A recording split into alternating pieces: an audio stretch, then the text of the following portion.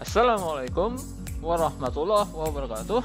Ketemu lagi dengan saya Pak FZ di channel pembelajaran ilmu sosial dan pernak-perniknya untuk SMP maupun SMA ataupun yang mau lanjut kuliah. Apa kabar kamu semua? Semoga sehat selalu, rezeki lancar dan tetap semangat.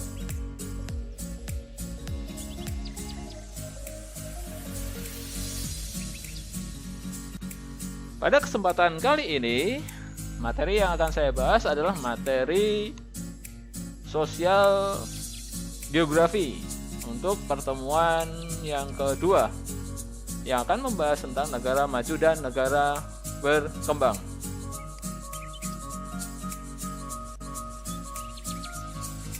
Langsung aja kita akan bahas pengertian negara berkembang. Beberapa tokoh ahli memberi pengertian pada negara berkembang adalah, menurut Simon Kuznets, adalah ketidakmampuan suatu negara untuk menyediakan tingkat kehidupan yang layak bagi sebagian besar penduduknya, sehingga menimbulkan kemiskinan dan kemelaratan. Sedangkan menurut Maluyu SP Hasibuan, yaitu suatu negara yang struktur ekonominya belum berkembang sebagaimana yang diharapkan. Negara berkembang belum mampu memanfaatkan semua faktor produksi yang dimiliki untuk meningkatkan kemakmuran penduduknya sehingga tetap dalam kemiskinan dan kemelaratan.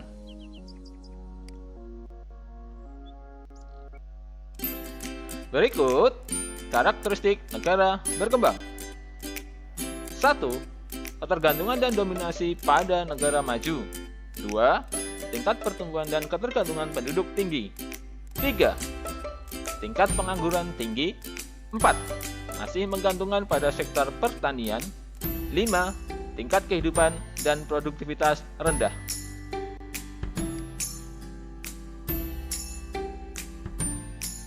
Adapun faktor yang mempengaruhi persebaran negara maju dan berkembang adalah 1. Tingkat hubungannya dengan negara lain dalam dunia internasional. 2. Kondisi alam, geologis, letak dan posisi geografis, potensi sumber daya alam, dan aspek luar negara. 3. Kondisi kependudukan negara itu sendiri. 4. Stabilitas ekonomi, politik, dan keamanan negara itu sendiri. 5. Penguasaan iptek.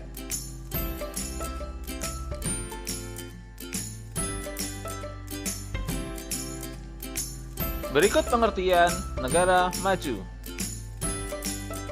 Merupakan sebutan bagi negara-negara di dunia yang memiliki standar kualitas hidup yang tinggi dan diimbangi oleh tingkat kesejahteraan yang tinggi serta merata.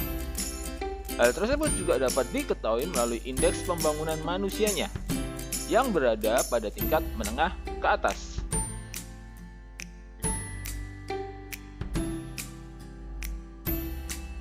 Berikut karakteristik negara maju. 1. Pertumbuhan ekonomi stabil. 2. Kegiatan ekonomi utama di sektor industri dan jasa. 3. Tersedianya modal dan penguasaan iptek tinggi. 4. Tingkat pendidikan, kesejahteraan, dan kesehatan yang tinggi. 5. Jumlah penduduk tergolong sedikit atau tingkat pertumbuhannya rendah.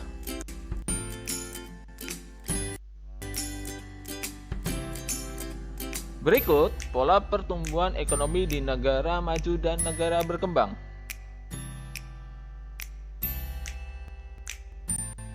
Menurut W.W. Rostow, ada 5 tahapan perkembangan suatu negara, yaitu 1. Tahap masyarakat tradisional. 2. Tahap prakondisi tinggal landas. 3. Tahap tinggal landas. 4. Tahap kematangan. 5. Tahap konsumsi masyarakat tinggi.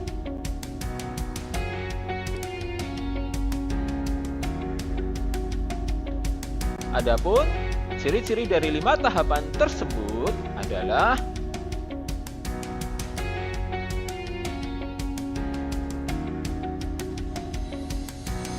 pada tahap masyarakat tradisional mempunyai ciri-ciri: 1.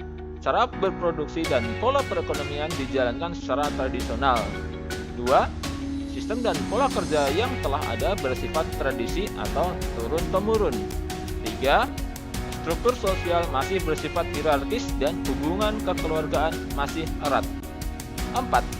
Kekuasaan dipegang oleh pemilik tanah. 5. Tingkat produktivitas SDM masih rendah. 6. Penguasaan iptek masih rendah.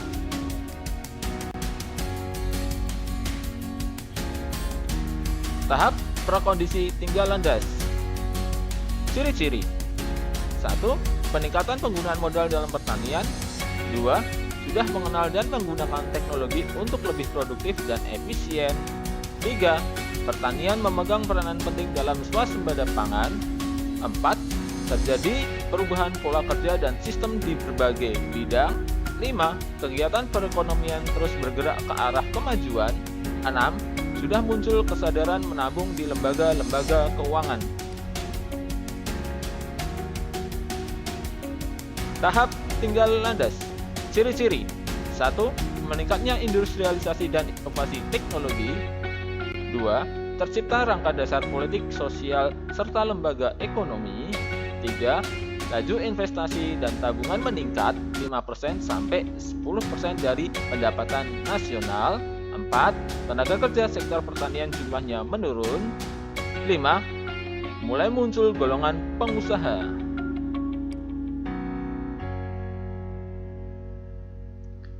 Tahap kematangan. Mempunyai ciri-ciri.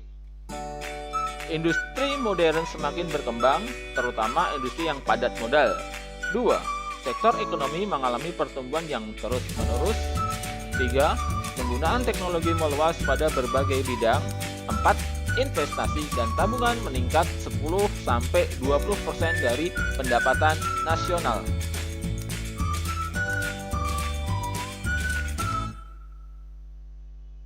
Tahap konsumsi masyarakat tinggi.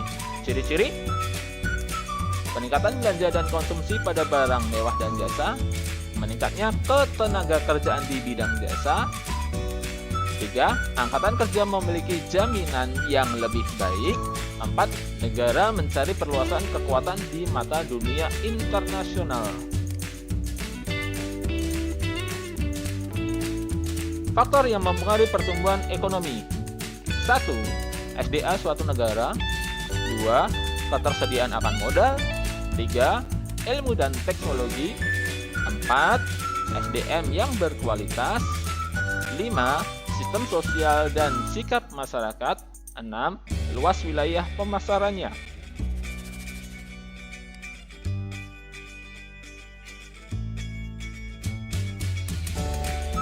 Indikator pusat pertumbuhan ekonomi. 1. Tingkat pertumbuhan GDP. 2. Tingkat pertumbuhan GNT. 3. GDP per kapita menurut kurs yang berlaku. 4. HDI Human Development Index dengan indikatornya. 5. PQLI atau Physically Quality of Life Index yang merupakan upaya untuk mengukur kualitas hidup atau kesejahteraan suatu negara.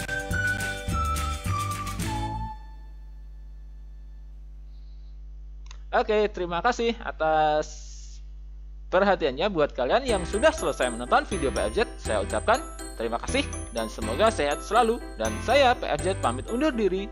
Dan jangan lupa belajar yang giat untuk menjadi orang sukses. Wassalamualaikum warahmatullahi wabarakatuh.